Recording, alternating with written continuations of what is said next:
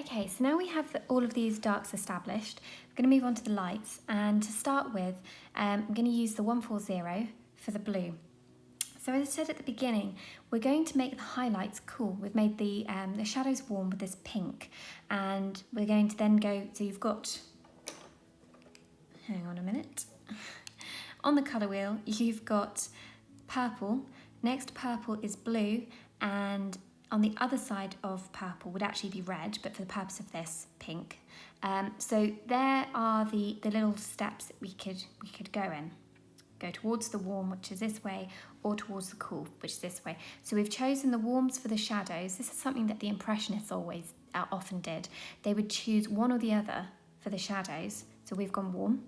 So then they would say, okay, we're going to make our highlights cool.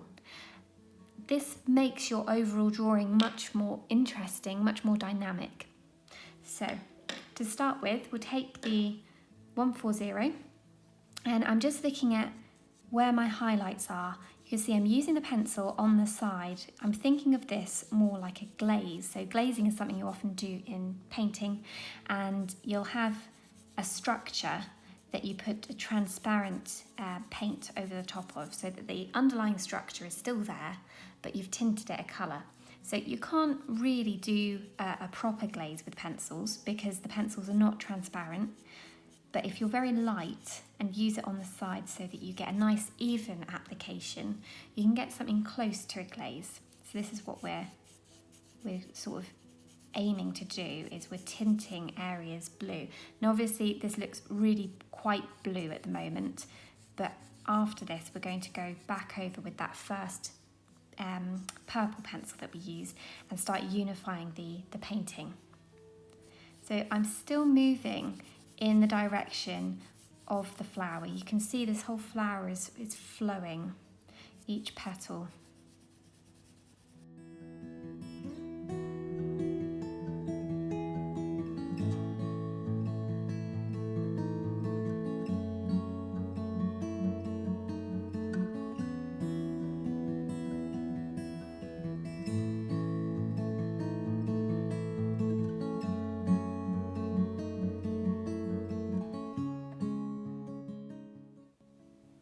Okay, so for the next part, as I said, we're going to unify it now with the 160, which was that first purple that we used way back at the beginning. So I'm heading back over some of the blue, and I'm making sure that the petals are nicely filled in. So you can use this purple to grow some of those shadows gently out towards the edge by pressing a little bit harder. And then softly you can head over the blue, or areas of the blue, and it will just integrate it with the rest of the flower.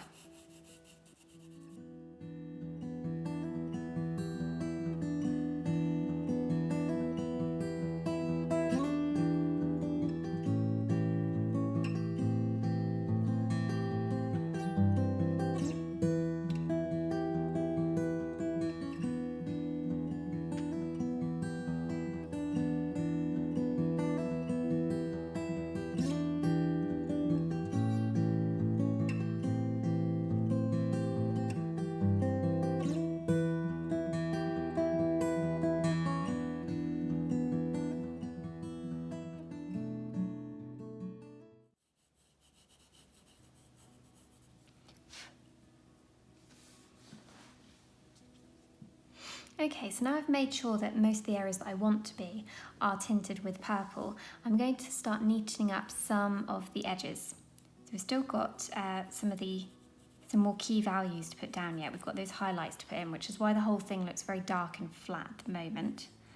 But I'm just going to start to neaten the edges, and then when we put the highlights on, we can take them all the way out to the edges and neatly finish off each line.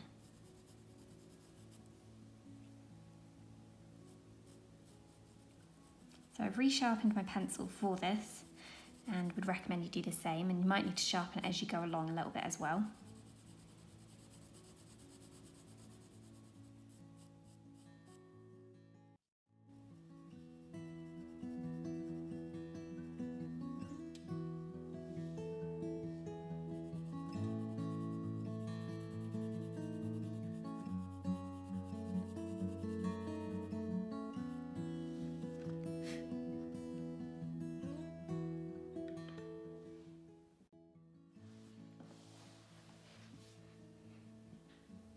Alright, so the poppy looks a little bit different than it did a second ago. All I've done, I haven't used any new pencils. I came off the camera to finish off neatening up the edges. It takes a little bit of time, it's quite fiddly. But all it was using this 160 for the edges, and then I used a bit of the putty rubber just to clean up some of the edges as I went round. And of course you can manipulate this into all sorts of different shapes so it can really get into the little nooks and crannies. And then once I'd done that, I just did another pass again, just as we did earlier with the 175 and, here we go, the 169. And once I'd done that, it became much more solid. It needed to go a little bit darker, but because I hadn't put enough of this down beforehand, because that needed more purple over the whole flower, it's a bit difficult to judge it. So this is how I draw. I draw in stages and then I go back and I redo it and then I move forward again and then I might go back again and add a little bit more in until I'm happy to move on to the next stage.